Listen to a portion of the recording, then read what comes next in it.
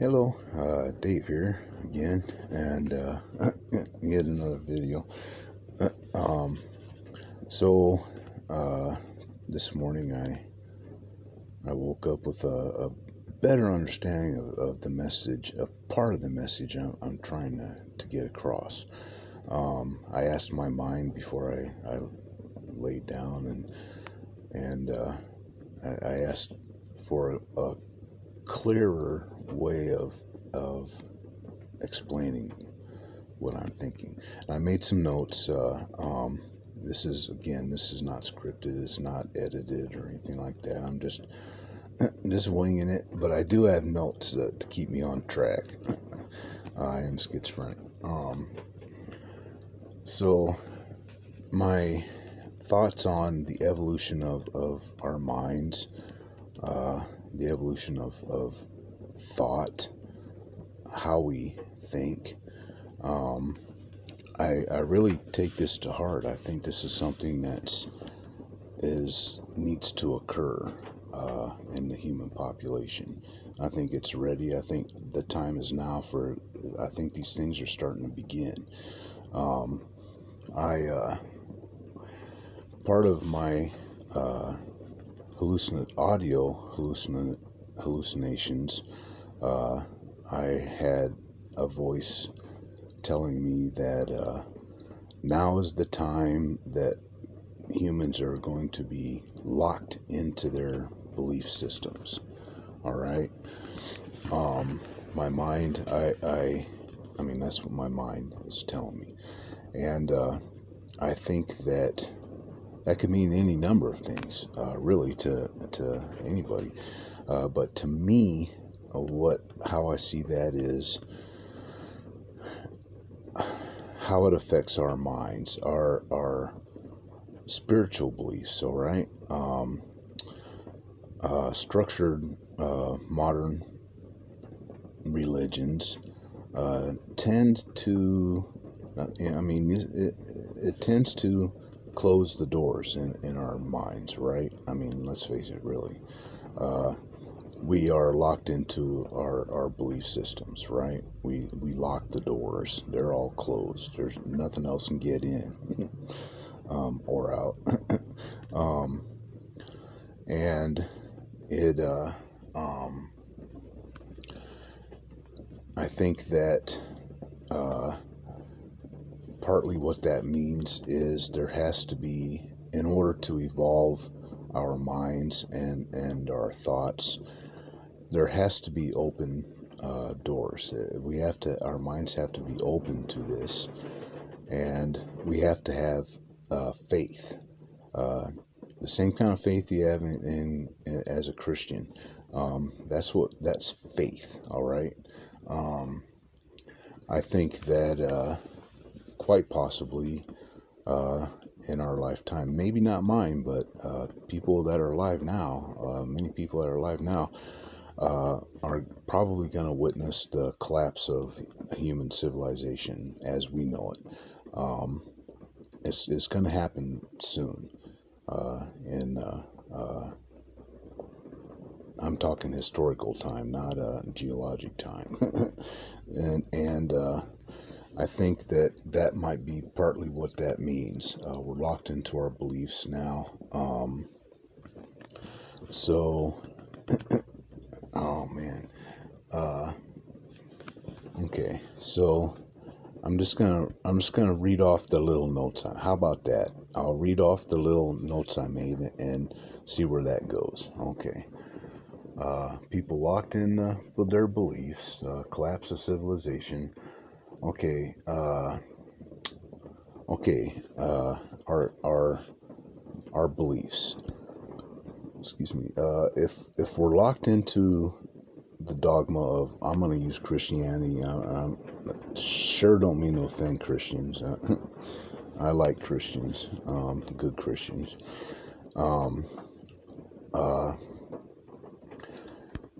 And God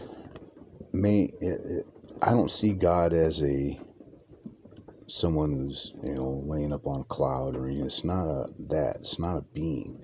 I think God is life. If Okay, if you look at when religion started in humans, in our modern human minds, it goes back to a time where there was people just thought differently at that time. Same brain we have, but they didn't have the same set of technology that we have now. They didn't possess the same toolkits, so they used different tools in their brains. All right, and these people were generally, I think, my understanding would be that these ancient civilizations that practiced spirituality, these people were much more spiritual than people are today. And look at what they worshipped. They worshiped the god of the sky, the sun god, the god of the storm. I mean, these are things that provide life.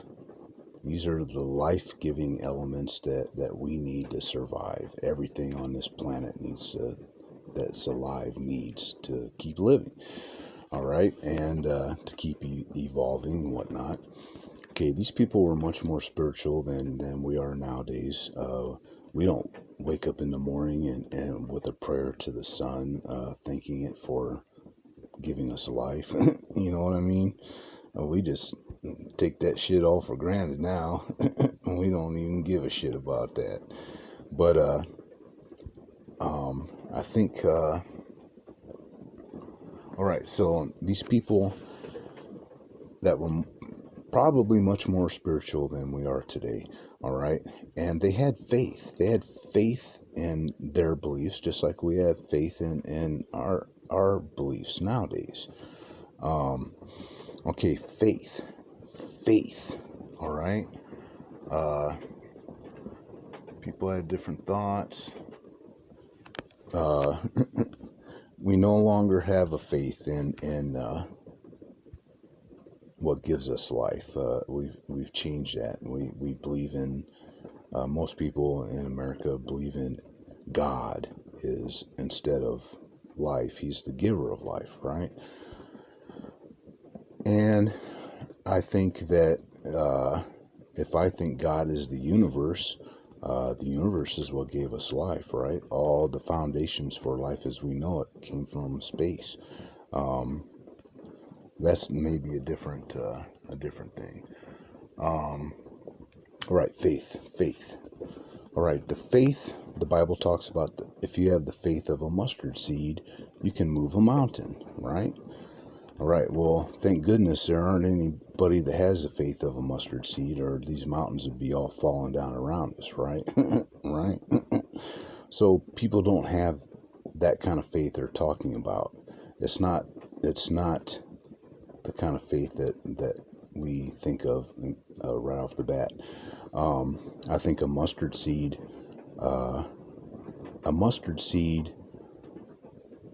would have faith in itself, right?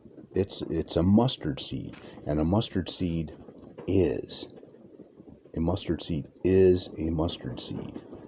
and it has faith in itself. It knows what it is, what it has to do, and what it's driven to do through its DNA. It just simply is a mustard seed. All right, so this is all like ancient knowledge. This is something that, okay, the faith of a mustard seed. What could that mean?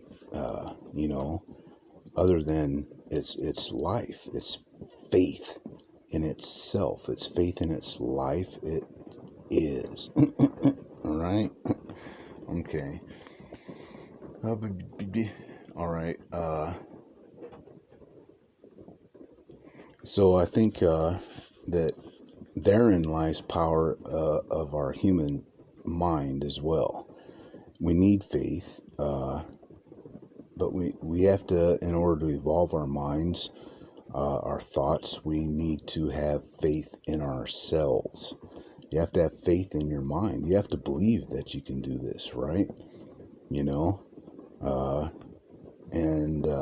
you know what I mean? Yeah, if you have faith that you can change your belief system, that you can expand your mind into a different consciousness, something that is going to be different than the way we have been thinking before. If you have faith in that, that's probably a pretty darn good starting point. Otherwise, if you don't believe that, then it will not come to pass for that thought, that way of thinking. All right, now, and I think that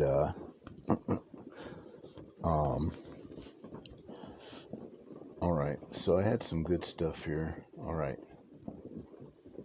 The forgiveness pattern. I was thinking about that, and what it could really mean. I think that it's indicative of the closed-mindedness of just about any structured religion in our population today. With Christianity, I often hear, I'm not perfect, but I'm forgiven. All right. And that's a good way to think. That's what God's promise is. That's why he killed his son for us. It's so we can be forgiven, right, as humans, by a higher being, the being that has given us life, right? We can now ask for forgiveness, right? And I just visualize God up there on a cloud. He's forgiving people every day in, day out. He's got to forgive people. And pretty soon he's going to roll over on his side and look down. And it's going to be like, hey, Dave, I'm starting to see a pattern here, young man. You know what I mean? How many times do you get to be forgiven? I mean, his son died so you can be forgiven. Think he's going to get a little tired of forgiving after a while for the same goddamn thing all the time? But anyway, that's a kind of a different tangent, and it does have something to do with faith. It has something to do with what you need, what humans are going to need to transform their minds, transfiguration of the mind. You have to have faith, right? And I'm not talking about Christian faith right now. I'm talking about faith. Faith is a belief in something. It's what you know. And if you have faith in your own humanity, your own mind, your own being, then moving mountains, that means something, right? It does mean something. But it's not literal, right? Thank goodness. Okay, so I want to talk more about thought and all right. Well, talk about natural law. All right, the natural laws of man. What I take it to simply be that we exist. Therefore, I exist. Therefore, I am. I'm alive. Therefore, I am. I am is part of the natural law of man. All right. And there are other laws. There are laws of physics. There are rules that we know about, things like gravity and that kind of stuff, right? We feel it. That's the way it is. Okay, that's the way it is in the third dimension, in our 3D existence, right? We obey these laws. Now, think about this. Thought doesn't have to obey these laws. Now, thought can follow the natural law of I am, certainly. That's part of faith. That's part of a building block of pushing your mind, But as far as like gravity and all that kind of stuff, thought isn't bound by those laws. No, it's not. is not bound by the laws of the universe that we know of, those kind of laws of physics, whatnot. So what are our minds capable of?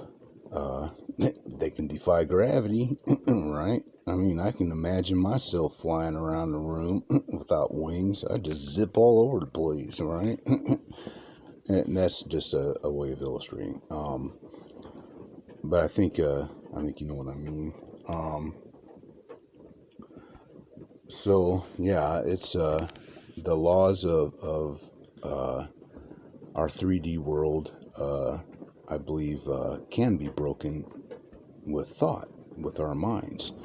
We're not bound by those laws anymore, or at all. And I think that that's partly what I'm trying to get across is that evolution of the human mind is something that there's certain things, there's steps we have to take. There's conclusions we have to arrive at before we can expand our minds. It's not just going to happen, right?